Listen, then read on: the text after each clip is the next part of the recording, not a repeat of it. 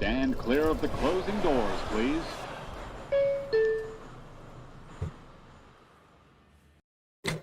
Welcome in, ladies and gentlemen. The New York Mets get the job done. They take the rubber game of this series with the San Diego Padres, and thanks in large part to Jonah Tong, who goes out there and has an absolutely impressive bounce-back performance coming on the heels of his last time out against the Rangers, where he failed to get out of the first inning, getting charged with 6 runs. Instead, today, ran into a little bit of trouble there in the first, got a little bit of help from his defense with Nimmo throwing out Manny Machado, trying to extend his base hit into a double, and from there pretty much just cruised. Pete Alonso hitting his 37th home run in the bottom half of the opening frame. That's his 37th homer of the year, his 4th consecutive game with a blast, and then the Mets with a 4-run third inning capped by Brandon Nimmo's 3-run homer, and Tong just continued to mow the Padres down from there, as there really was never a threat in this game from San Diego. We know this is one of the more dangerous lineups in all of baseball, but Tong did a great job to neutralize them. Only goes 5 innings, but the bullpen handled it no problems from there. They went to Tyler Rogers in the 6th. They went to Brooks Raley in the 7th, Gregory Soto in the 8th, and Diaz for the 9th, as the Mets hold the Padres to just 1 unearned run in this game. And what a huge win for this team. I mean, I said it all week that the Mets needed to find a way to win 2 out of 3, essentially for the remaining 4 series here of the season. But this was probably going to be, in my opinion, the most difficult series against San Diego, a team that totally wiped the Mets out, sweeping them on the West Coast earlier this season, and a team that has just kind of had the Mets number for a handful of years now. But the Mets come out on Friday. Obviously, we know they popped 4 home runs in that game. They cruised there with Sean Manaea, Clay Holmes piggybacking yesterday. Unfortunately, David Peterson's start just too much to overcome, as they put in a 6-2 hole in the middle innings of that one. They fight back but come up short. But today, they don't let it be a letdown game. Instead, they get the strong performance from Tong. The bats continue to do what they have been doing lately, and the Mets do themselves a huge favor by taking 2 out of 3. And again, what I believe is the toughest test here down the stretch. What is up, you guys? I am Tony Metro. Welcome to the stream. Daily Mets content, post-game recap after every Mets game. Be sure to subscribe if you are not already. You can also leave this video a like. Really appreciate it if you do. Helps the channel out a lot. You can also follow me on all the other platforms, TikTok, Instagram, Twitter. Links to all of those are in the description of this video down below. Let's go to the chat. Garang dang, I knew Tong would get some redemption attacking the zone. What an impressive performance from Jonah Tong. I mean, he just went out there and, like you said, Garang, just attacked the zone. Didn't have any kind of hesitation about what he wanted to do. We know that he was going too much with his breaking balls his previous start against the Rangers. The one before that against Cincinnati, he was too fastball heavy. Today was a really nice medium mix of both. He was mixing all of his pitches in. That fastball just had some late life on it as he was blowing it past some of the better hitters in this Padres lineup. He was locating it east, west, north, south, all 4 quadrants of the zone, and the Padres seemingly had no answers for him. Really impressive performance from Tong. And I said last night in my stream after the Mets didn't get the win in game 2, I was concerned because Tong, coming off the 6-run performance, failing to get out of the first against the Rangers his last time out, it put a whole lot more pressure on the kid to go out there today in just his 4th career start, especially with the Mets in such a precarious position as far as their playoff hopes. And he went out there and pitched like a veteran. Extremely impressive performance from Jonah Tong. 100% with you there, Garang. Joe, 84 to 85 wins might be enough to make the postseason. We will see. I said they needed to be at 86. I don't know if that's still feasible. We have now 9 games left. That was the 79th win of the year for the Mets. Correct me if I'm wrong. Let me double check that, but I do believe that puts the Mets now at 79 wins for the season. So, 84, 85. I would love to get to 86 just for my mental health and just to be able to say, yeah, we're on the right path. That would obviously mean sweeping the Nationals this weekend. Those should be 3 easy pickings for the Mets. Obviously, they've not played great against the Nats in DC. They've taken care of business against the Matt City Field this season, though. There is no reason why the Mets should not take care of the Nationals this weekend and win all 3 of those games. The Nationals have the highest earned run average, the highest opponent OPS against them. James Wood has just 3 homers and under a 650 OPS in the second half. So there is really no reason whatsoever the Mets should not completely mow down the Nationals this upcoming weekend. And I think you do that, it puts you on a path to still getting to 86. I am not fearful of the Cubs. I respect the Cubs at Wrigley Field. Like I said, I thought the biggest test in these final 4 series was against San Diego. And I'll be honest, I even said it. You can go back and watch my YouTube shorts or my previous streams. I thought it was asking too much for the Mets to win 2 out of 3 against the Padres. Number 1, because the Padres are just a downright good baseball team. And number 2, they have absolutely owned the Mets over the last several years, as recently as this August, maybe late July, when they got swept out in San Diego. So really nice job by the Mets here not to have a letdown series after the walk-off from Pete Alonso on Sunday against the Rangers. That's now 3 out of 4. Arizona is not in action tonight. Neither is Cincinnati. The Giants are taking on the Dodgers beginning tonight for a 4-game series, but the Mets did themselves a huge favor by not spitting the bit and dropping 2 out of 3 to a very good Padres team. Garang Dang would kind of like the second spot in the wild card. Unfortunately, I think that's kind of out of the question at this point. The Mets would have really had to sweep this series from San Diego. They entered this series trailing the second wild card spot by 5 games. They win 2 out of 3, so they are now currently 4 games behind the Padres for that second wild card spot. I don't want to get greedy. Yes, would it be nice to get that second wild card spot? Of course. You're still playing that first wild card series on the road. It would mean that they would be playing Chicago in the wild card series as opposed to Los Angeles. At least that's how it appears for how the postseason picture is looking right now. So yes, would I rather play the Cubs than the Dodgers in a 3-game series? Of course, but I don't think it's going to happen. 4 games behind the Padres schedule. They have Arizona on it. They have the White Sox this upcoming weekend. That should be an easy sweep for San Diego if they are playing, their best baseball out in on the south side. So I think it's a little far-fetched to see the Mets catching the Padres for the second wild card spot. I would have given them a little bit more of a chance had they swept this series. Unfortunately, yesterday, David Peterson just not good enough to give them a chance to win that second game. Jimmy James C. Tony, a series win. Could you believe it, Jimmy? I mean, is this real life? Is this allowed? And as you can tell, I have the jersey back on today. You know how I do it, guys. When the Mets aren't playing well and they don't give me a reason to put this jersey on, I don't do my streams with them. But today, yes, I will wear the jersey. 3 out of 4, like I said, going back to Sunday's walk-off against the Rangers, and then 2 out of 3 against the team in front of you in the playoffs. So really, really pleased with the Mets today. Really pleased with Pete Alonso. How about Pete turning it on here down the stretch? That's now 4 straight games with a homer. He homers in all 3 here against the Padres, and of course the one on Sunday against Texas. So Pete Alonso has been swinging a hot bat lately. Brandon Nimmo coming through with a big 3-run homer there to cap that important 4-run third inning. So really nice to see the big boys in the lineup getting the job done. Juan Soto with an RBI ground out, also had a base hit in this one. Lindor setting the table a couple of times in this game. So the big boys in the lineup definitely doing their job. And how about, speaking of doing your job, Jonah Tong? 5 innings pitch, allows 4 hits, 1 run. It goes unearned. You could probably make the case, well, he made the errant pickoff throw to Pete at first. That advanced Tatis to second. Then he threw the wild pitch to put Tatis at third, who ends up coming in to score the lone run for the Padres on a sacrifice fly out to left field. But that's not how they do it in stat keeping, at least not currently. So it is an unearned run for Tong. But wow, 82 pitches, 8 strikeouts. At one point retired 8 consecutive Padres. Got saddled with that 5-1 lead. And I mean, how many times recently, guys, have we seen the Mets bats get out, give this starting pitching staff or even the relievers a nice cushion, a good, nice little healthy lead, and then spit it right back out? I mean, I could think of a dozen times that David Peterson has done it lately. I could think of Clay Holmes in the amount of times he's done it. Kodai Senga, Sean Manaea, it doesn't matter. Insert the name of the veteran pitcher that has gone back out there and just coughed those runs right back up. not today from Jonah Tong. 82 pitches to get through 5 innings.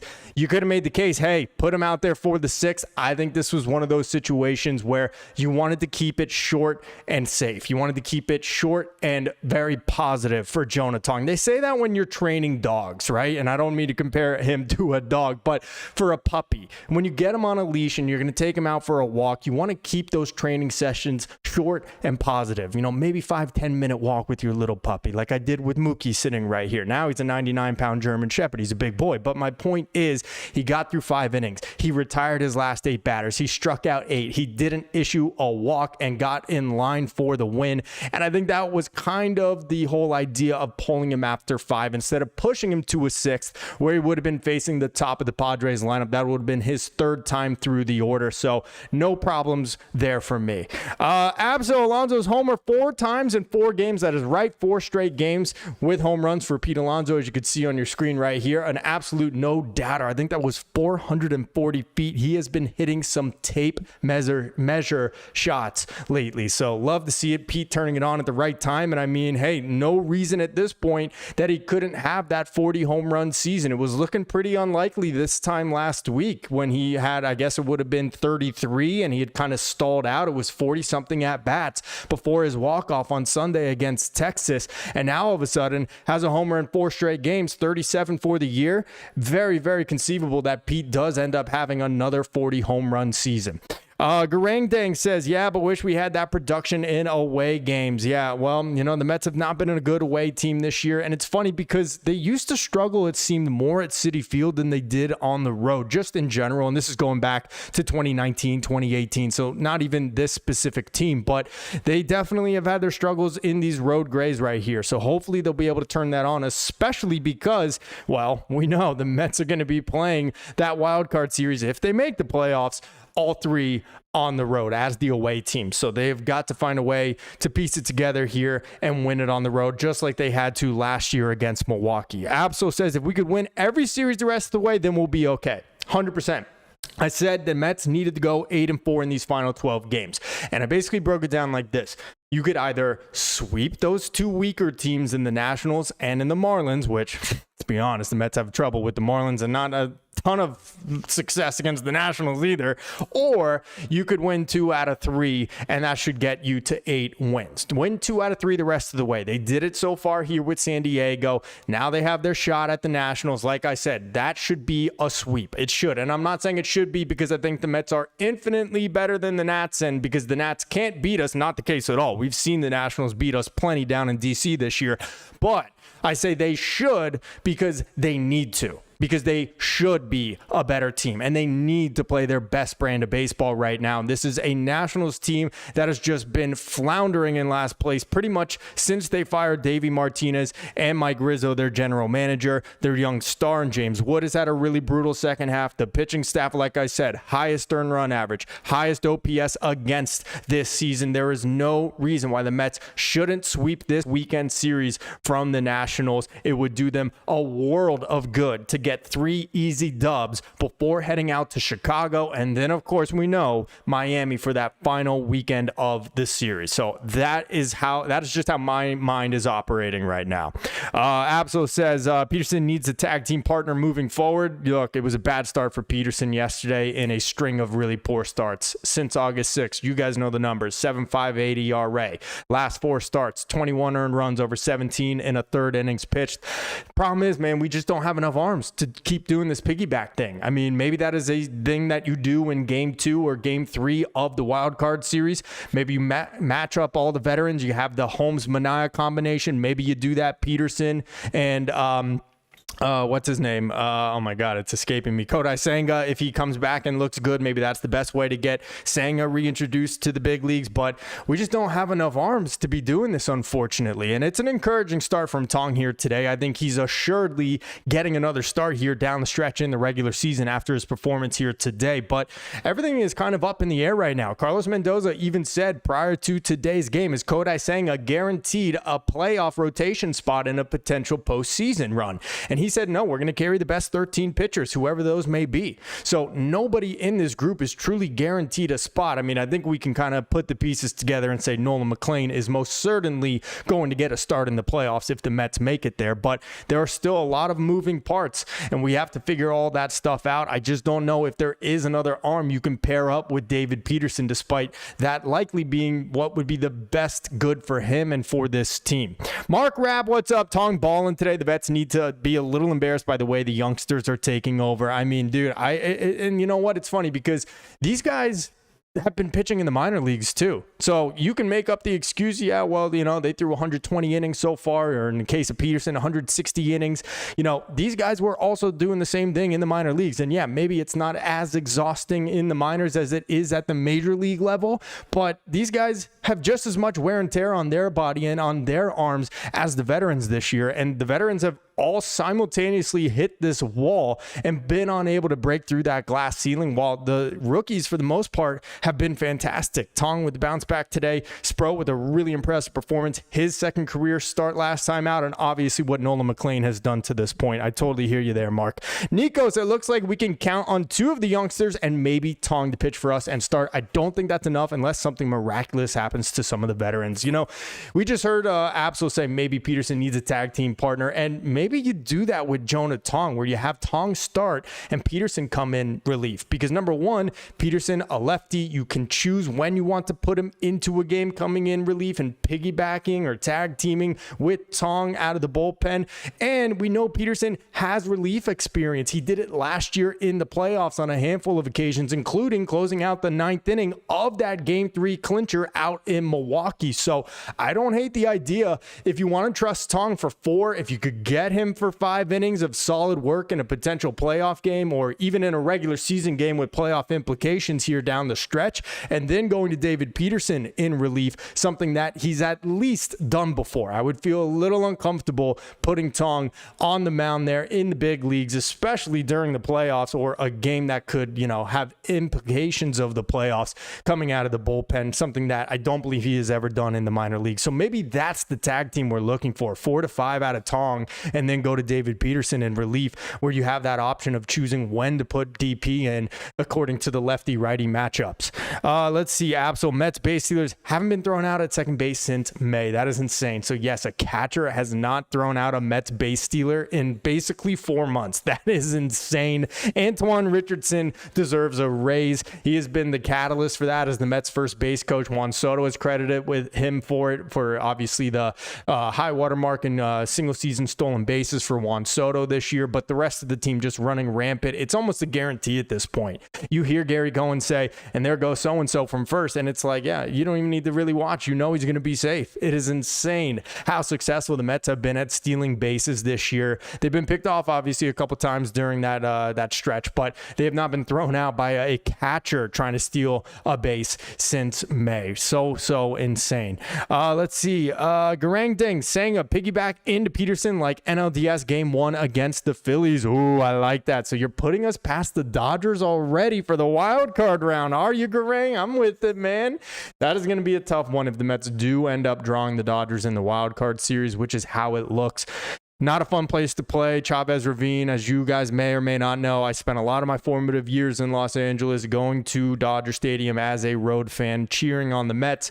They are some of the most despicable, awful, terrible human beings in the world, Dodger fans, and the Dodgers obviously are a really good team. I know they've been struggling a little bit here down the stretch, but I definitely would prefer to play the Cubs than to play the Dodgers in a 3-game series in their yard, but it's looking more and more likely unless the Mets can somehow leapfrog the Padres for the second wild card spot, or if the Dodgers can go ahead of the Phillies for the second seed in the National League, that we will play the Dodgers. But both of those seem unlikely. Mets are 4 back on the Padres, and the Dodgers are 5 behind the Phillies for the second best record in the National League. So it's probably going to be the way it goes. But hey, guys, we are not out of the woods yet. I know it's nice that we got this win. I know we just added a half-game lead on all the NL final wildcard contenders. We know Arizona is not playing today. We know Cincinnati is not playing today. The Giants, again, starting that 4-game set over the weekend with the Dodgers. Hopefully, LA will give us some help there. But we still got a little bit of work work to do here. And like I said, it begins by taking care of business against an inferior, bottom-feeding team in the Washington Nationals. It has to happen this weekend. You cannot have a letdown after winning 2 out of 3. 2 out of 3 against Washington would be nice. I would be satisfied with it, depending on what happens after that. Do you go lose 2 out of 3 to Chicago then and put the rest of your season's fate into the hands of whatever goes down in Miami against the Marlins the final weekend of the series? That won't be acceptable to me. So if you can just sweep this one from Washington, you do yourself so much favor, such a huge favor. And basically give yourself, hopefully, a little bit of breathing room. Not to take your foot off the pedal there, but to at least hopefully have distanced yourselves from those other teams that are still chasing you. Let's see, RM 1042, big win, 1 game at a time. The offense has been humming, obviously not great against the Rangers that Friday night or that Saturday, really not even the entire weekend against the Rangers. And then they come out in this series, and I guess that would have put them at 10 home runs for this series, 4 on Tuesday, 4 yesterday, and 2 more today. Pete with 3 of them, obviously, as we know, 1 in every game. Nimmo with the 3-run blast, Soto with the homer yesterday, and Marte and Alvarez. Just a really impressive performance from this lineup that has really been just kind of humming along here. So really happy about that. Kerry Jones, Nimmo is my favorite Met. He's the man in a class act. We needed that one. We love Brandon Nimmo here. I've said it before. I would not be surprised if he has moved this offseason or if he is talked about in potential trades with other teams. But Nimmo is a great Met, a great player, great ambassador of this organization. And, you'd love to see it. Huge home run, as you can see right here on the screen. This one? Yeah, this way, right here.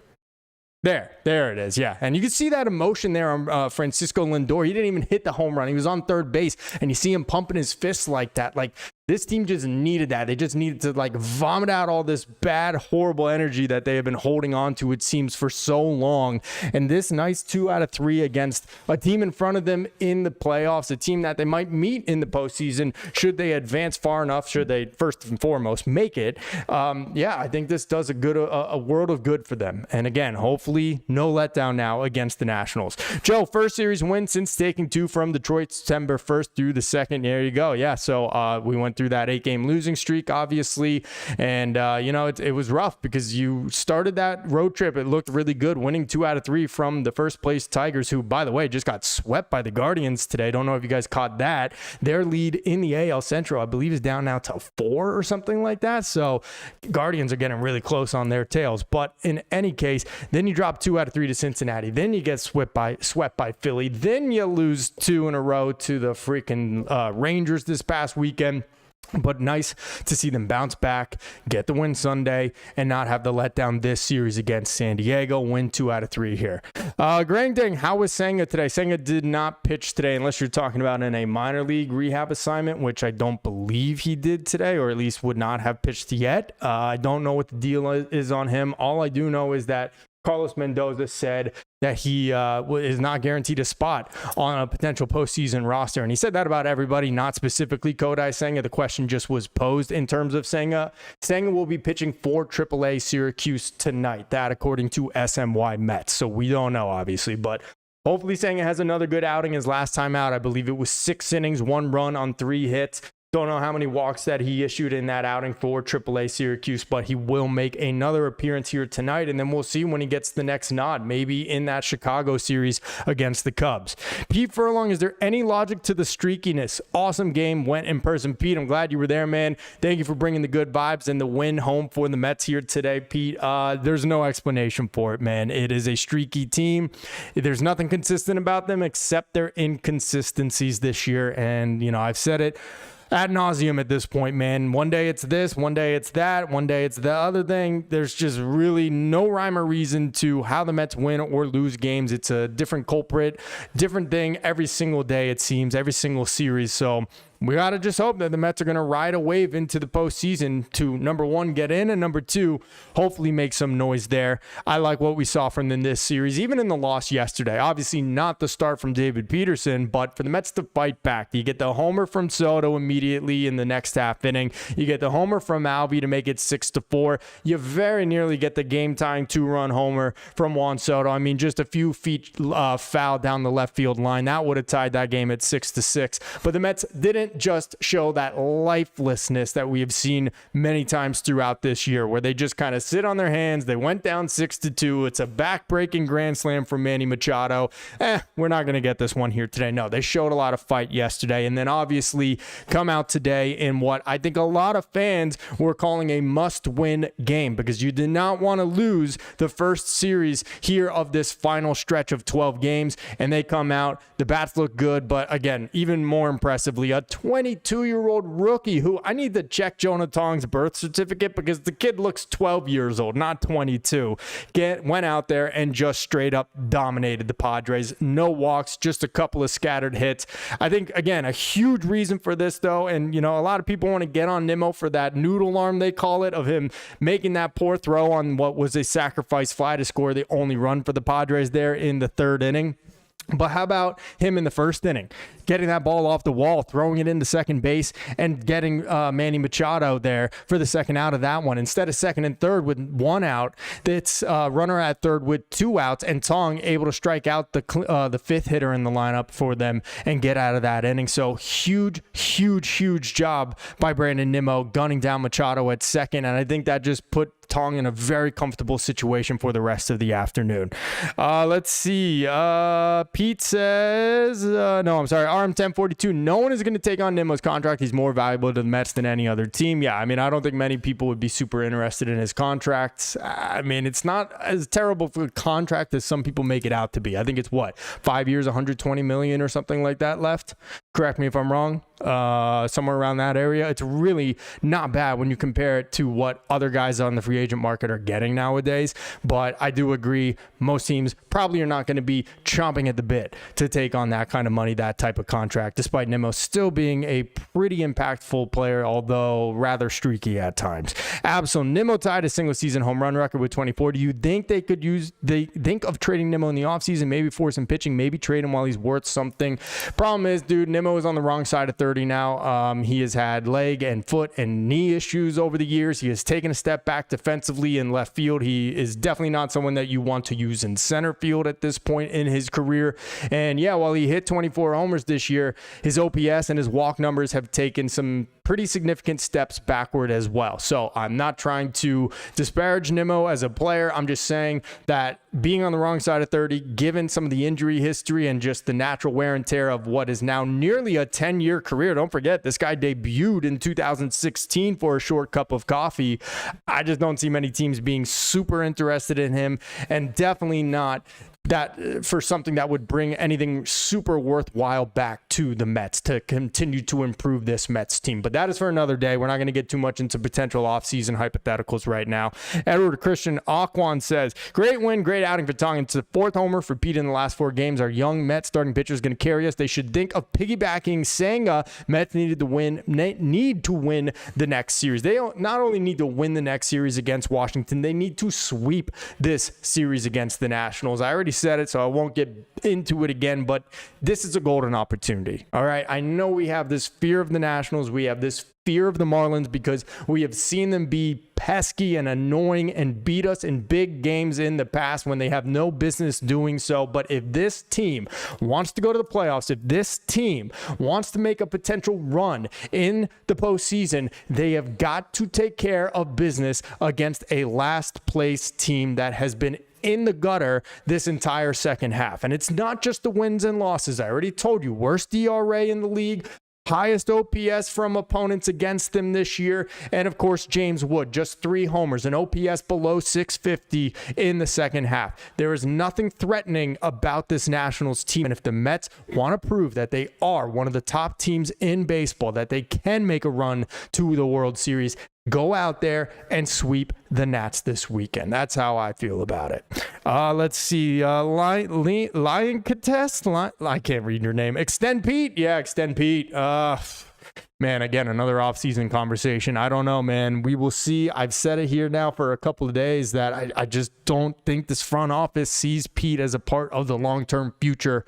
And as nice as it is to be getting these clutch homers from Pete down the stretch here, he's just going to make it harder and harder for the Mets to sign him again, because you know he's going to opt out of this contract now. He's nearing a 40 home run season. He is nearing an 80 extra base hit season. You know he's going to go back out on the market and seek that big contract. And I just don't know if I see David Stearns re-signing him again. So it tears me up, man, because I want to see Pete in a Mets uniform for the rest of his career. But the way this general manager operates, the way this free agency went last offseason with Alonso, I feel like it's a 50-50 roll of the dice at this point that Pete is extended and brought back for next year. That's just how I've been reading the tea leaves on this whole situation. Grandang McNeil needs a break. Seems he's tilted. Yes, tilted. He's always tilted, right? It's funny because Ron Darling actually said on the broadcast tonight he only saw one player that looks tired or worn down from this regular season right now, and it's Jeff McNeil. He said maybe it's because McNeil has had to go out and play some center field this season. He doesn't know, but Jeff looks like he's been wearing it lately. Lefty on the mound tomorrow for the Nationals. Might be a good opportunity to have Jeff McNeil take a night off, sit it out. Hopefully you should still have enough in this lineup, enough firepower to take care of the Nationals against a left-handed rookie who will be taking the mound for them. So maybe tomorrow is that opportunity. And don't forget, Jeff McNeil, besides that 2-run double he had on Tuesday, had been 1 for his last 9 entering that and got robbed again. I mean, McNeil gets robbed a ton of base hits, and you know he's always tilted about that, like you said. So I wouldn't be against giving Jeff McNeil tomorrow night off, putting Luis-Angel Acuna at second base for the night. If you want to get Beatty at second, put Vientos at third. I'm fine with that as well. The Mets should bash that lefty rookie. Hopefully that's the case, and you don't have to worry too much about defense. Let's see. Edward Christian Aquan, our team just needs consistency, quality arms, scoring and running with runners in scoring position, locked in D. No overmanaging from the manager. I don't know, but Mets tend to slack off against sub 500 teams. Thank you, Edward. You have a great night as well. You start by saying all they need is consistency. That's the hardest thing in sports, right? Having consistency is like the magic elixir to being a good team in professional sports. And unfortunately, the Mets haven't found that recipe here, at least for 2025. So hopefully, like you said, they don't take it off against the sub 500 team, because it does seem the Mets play up and play down to their competition. They can get up for the Padres, they can get up for the Tigers, and then they might play down to the Reds, who, you know, obviously aren't too far behind us, but they might play down to the Marlins or to the Nationals or one of those crummier teams in baseball. So like I said, hopefully not a letdown series beginning tomorrow against the Nats. That is the last thing they can have. This is probably the last soft landing spot they have in their schedule. After that, out to Chicago, play the Cubbies, and then the final weekend in Miami. Don't care what you want to say about the Marlins. They're good, they're bad, reference the record, doesn't matter. The Marlins are a pain in the ass, specifically always to the Mets. So hopefully the Mets take advantage of what should be one of the easiest, or really is the easiest remaining part of their schedule. Guys, go ahead, leave this video a like if you've not already. Really appreciate that so much. I'm going to share my screen with you here in just a second. Garangdang, if the rookie has an ERA greater than 5, we're going to lose. I wish there was a stat for our record against bad pitchers. There really should be, shouldn't there? A stat for against bad pitchers, because the Mets get shut down. We always know that. It's like a guy they haven't seen before, a guy with a big ERA. The Mets always seem to spit the bit when they have to face off against those kinds of guys. But then meanwhile, no problem against, Nick Pivetta the other day, or no problem against, fill in the blank here or there. But hopefully that will not be the case tomorrow. I mean, this team really feels like they kind of got a wake-up call after Saturday's loss. Obviously, Sunday was not super impressive, but just the quotes and things you heard from everybody after that game. Look, we've got to turn it on now. It's too late. There's no tomorrow. You heard Juan Soto say that after last night's loss. I really do believe they understand the import of this now. I think it was that wake-up call Saturday where, hey, had the Giants won that Saturday night, the Mets would have fallen a half game behind and out of the playoff picture. That didn't happen, but I think they realized, damn, it just got real. And they look like they are really out there putting out all of their effort on the line. Not to say they weren't before, but I think they really are trying to stay locked in right now, and I hope that does, in fact, prove to be the case.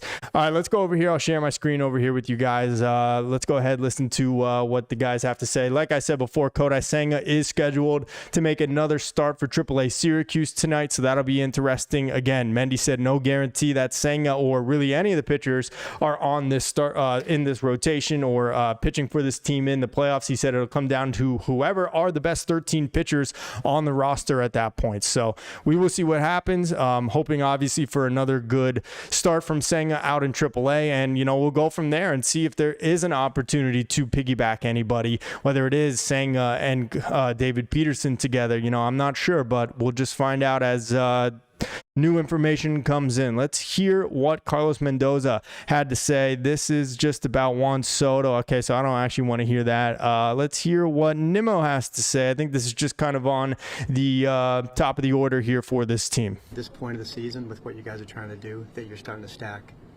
games like that. Yeah, I mean, that's what it takes to win in the playoffs. I've said since the beginning of the year that it's usually the hottest team at the end of the season that ends up winning the whole thing. And so for us, that's exactly what we have to do in order to make the playoffs and win in the playoffs is put together complete games.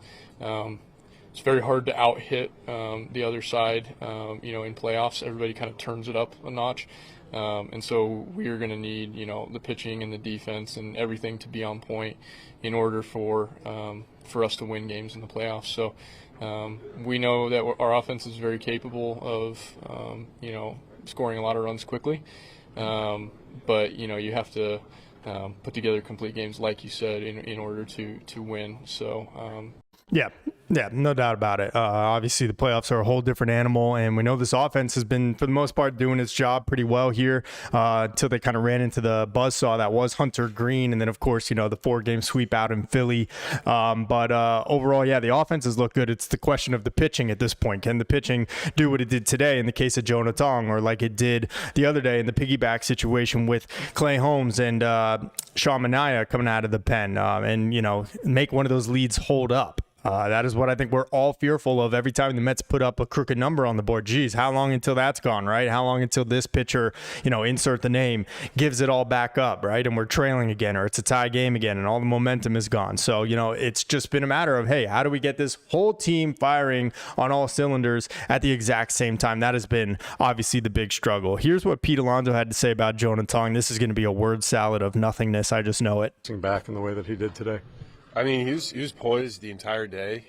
Looked like from right off the rip since I showed up to the yard, he was pretty locked in today. So, really stoked for him. And those bounce back outings are huge for development. I mean, again, we talk about a kid who's still 22 years old. I mean, obviously he's got sky high potential, and you're seeing him kind of develop into a big league professional right in front of your eyes. So, I mean, the amount of I know he's really stoked to get back on the mound and make some adjustments. So really stoked for him. Yep, no doubt, Pete. Thank you for that. And Red Bear Fox, thank you for correcting me. So Cincinnati does play the Cubs beginning tonight. I apologize. That is a 4-game series with Chicago, I assume. I thought they were off today. I know, yes, Arizona is off today, but apparently, yes, the Reds do begin a 4-game set here with the Cubbies out in Chicago, if I'm not mistaken. Meanwhile, San Francisco, like I said, they also begin a 4-game series starting tonight with the Dodgers. We got to, of course, be rooting for the Dodgers for a couple different reasons. One, knock the Giants even further behind us for the 3rd wild card spot. But 2, hopefully the Dodgers can continue to chase down the Phillies for that 2nd seed in the National League. That might help us out a little bit. We'd either then play the Phillies if we still finish with the 3rd wild card, or maybe the Mets have a chance to continue to compete for the 2nd wild card spot and end up playing the Cubs. So lots of different scenarios here as the season rolls along. Let's see what Jonah Tong has to say about his outing today. I'm telling you, there's no way this kid is 22 years old. Jonah, what were you able to do so effectively? Sorry. Bouncing back today. Threw a lot more strikes. No, I just think it's from the very first pitch. Just having the confidence to just attack hitters and feel like I did a better job of this time around. Yeah, absolutely. The body language, of course, is going to be a lot better than when you're walking off the mound before getting out of the first inning, giving up 6 runs. And like I said, the Mets could have pushed him. Mendy could have had him go out there for the 6th inning. But like I compared it to, when you're training a puppy, keep those lessons short and sweet as you're training them, right? 5-10 minutes, keep it positive, right? That's exactly kind of what I think the thinking was behind pulling Tong after 5 innings. Had just retired the previous 8. Padres, was about to face the top of the order for the 3rd time. I think it was the right call by Carlos Mendoza to go to the pen. Was I a little wary? Was I a little scared? How are they going to get 4, scoreless or at least solid innings from their bullpen here and close out this dangerous Padres lineup? Absolutely, yes. I was pretty scared about that, but they did it flawlessly. Like I said, they go to Rogers for the 6th. They go to Raley for the 7th. Soto, 2 comebackers. Of course, they both bounce off of him, but yesterday's comebacker off the bat of Juan Soto there in the 9th inning for the final out of the game just goes right into their pitcher's glove, right? Go figure. But fortunately, able to field the final comebacker to him for the final out of that one and get out unscathed. And then a 1-2-3 dominant looking inning from Edwin Diaz to close this game out. Let's hear what else he had to say on his performance and about the team. I'm really grateful for the support having the clubhouse and especially the vets and just hearing their input and definitely boosted the confidence for sure. Maybe to that point, just what were the last 6 days like for you preparing? I can imagine you were very eager to get back out there. Yeah, every day I was just like, all right. But no, just treat it like a normal start. And yeah, there's always anticipation every time you go out. So I'm just got excited. Definitely. Well, great to see, and obviously, it gives us a little more confidence about using him more here down the stretch. Sandman Games, Tony the Legend at Mookie. Hi, what is up, Sandman? How you doing, brother? Appreciate you tuning in, guys. Go ahead, leave this video a like if you have not already. Subscribe if you're not already. Daily Mets content, post-game recap after every Mets game. We're going to be doing this through the rest of the year, and then when the offseason rolls around, we're going to keep it going. Probably a couple live streams a week, just talking about offseason stuff. But, of course, we're also going to hopefully have some playoff baseball here in Queens, where I think I'm actually going to do live streams during the game and then also roll it into a post-game live stream as well. So hopefully you guys will join me for that. Let me know in the comments, how would you guys feel about me doing live streams during the game where I have the little play-by-play from MLB.com up and I'm watching on TV. Let me know how that would sound to you guys. Yeah, Jimmy, Tong just seems like a good kid, seems like a nice kid for sure. Really, really cool to see him bounce back here and, like I said, inspire some confidence, not only in himself, but obviously in us as fans and in the team as well, to get a huge series win over the Padres here today. So Mets win 6-1. Good days from the bats. Like I said, Lindor with a walk and a base hit setting the table there. You got Soto 2 for 4. You got Pete Alonso 1 for 2, including a walk and of course the solo home run there in the first. Nimmo's lone hit, a big one, the 3-run bomb, also drew a walk in this game. And by the way, that walk from Alonso was huge because it was with, I believe, Lindor still at third and Alonso drew the walk, and when it was 2-1 at that point in the 3rd inning, Alonso drew a walk on a 3-2 pitch that came inside, and that set it up for 1st and 3rd for Nimmo's 3-run homer. Vientos 1 for 4, base hit up the middle. McNeil, Beatty, Terens, all with offers in this game, as well as Cedric Mullins actually with the base hit. That actually began, I believe that was that 3rd inning. So a little bit of table setting from Cedric Mullins at the bottom of the order. You love to see it. Red Bear Fox, Nimmo didn't throw Machado out at second. Nimmo threw to Lindor, and Lindor threw to McNeil at second base. Okay, so that's my mistake. Still, I guess you got to kind of credit him for the good relay back into the infield, but also maybe is a little bit of Manny being Manny, right? And, Machado not always being the most hustling of players in Major League Baseball. But, hey, that's how he plays 162. At least that's what they say. But my mistake. Thank you, Red Bear Fox. You're just correcting me on everything. I feel like an idiot here today. My bad. Anyway, it's a good relay to get him. And like I said, I'm watching the play right now actually on SNY. One hops the wall. Nimmo gets it in to Lindor, and then Lindor with a good feed. Very good call by you, Red Bear Fox. But, give credit to the entire relay team. Good throw from Nimmo, good throw from Lindor, not giving up on the play and just eating it there. So, again, I think that was huge, pivotal to giving Tong some confidence. Instead of 2nd and 3rd with 1 out in the 1st inning, just a runner at 3rd with 2 outs, and he was able to strike out the next batter and get out unscathed. Let's go ahead and preview tomorrow's game, Mets versus Nationals, as they welcome DC into town for the final home series of the season. It'll be Brandon Sproat making his third career start. Last time out, 6 solid shutout innings against the Rangers. Unfortunately, the Mets unable to capitalize on that and get him the win as the bullpen spit that one out in the 7th and 8th inning, if you recall. Let me just double check though. Game logs, here we go. Yeah, last time out it was 6 innings. Didn't have a ton of strikeouts, just 3. His previous time, again, the key here, giving us some length, 6 innings in both of his first 2 MLB starts. One of them was a sac fly for a run against him out in Cincinnati, and then they kind of did a little damage against him there. I believe it was in the 5th or in the 6th inning, and he ended up getting charged with 3 earned runs. He had issued 4 walks in his MLB debut, but none in 6 innings against a pretty pesky, annoying Rangers lineup. So really nice to see from Brandon Sproat, and hopefully we'll get some more positive from him and as one of the rookies here in this rotation against DC tomorrow. They currently have it listed as to be determined for the Nationals, but I do know it is a rookie left-hander. His name is Alvarez, if I'm not mistaken. I don't see any news specifically listed on their website, unfortunately, so I'm going to just real quick Google check Nationals Alvarez, left-hand pitcher, and see what they say. If we could find this guy. Yeah, no, that's not going to work. Nationals, maybe? That might do. Andrew Alvarez, here he is. Born in 1999. My goodness, I'm getting old. Yes, Buzz Bass, much needed win. 100%, man. Like I said, the vibe of this whole series changes. Yesterday, we're down in the dumps. We're thinking, man, if we lose 2 out of 3, we are just taking this, march to a funeral here. Instead, they win 2 out of 3 against a really good team in San Diego. And now, like I said, go take advantage of this series with the last place Nats. So Alvarez actually has good numbers. This is only, I believe, his 3rd career MLB start. Fourth MLB career start. He has just 15 and 2/3 innings over his first 3 starts, but so far 1.15 ERA, 11 strikeouts in that time. So not to fear. This isn't one of those no-name lefties, no-name guys that has an ERA above 5 that would shut us down. This actually inspires a little more confidence to me that he has such a good start to his MLB career and the low ERA. So we will see what happens. But for today, guys, it is a nice win. The Mets take care of business. They win 2 out of 3 against San Diego. They have a bounce back after losing yesterday. They don't have the letdown after the walk-off on Sunday to conclude the Rangers series, and in the end, a 2 out of 3 series victory over a team in front of them in the standings.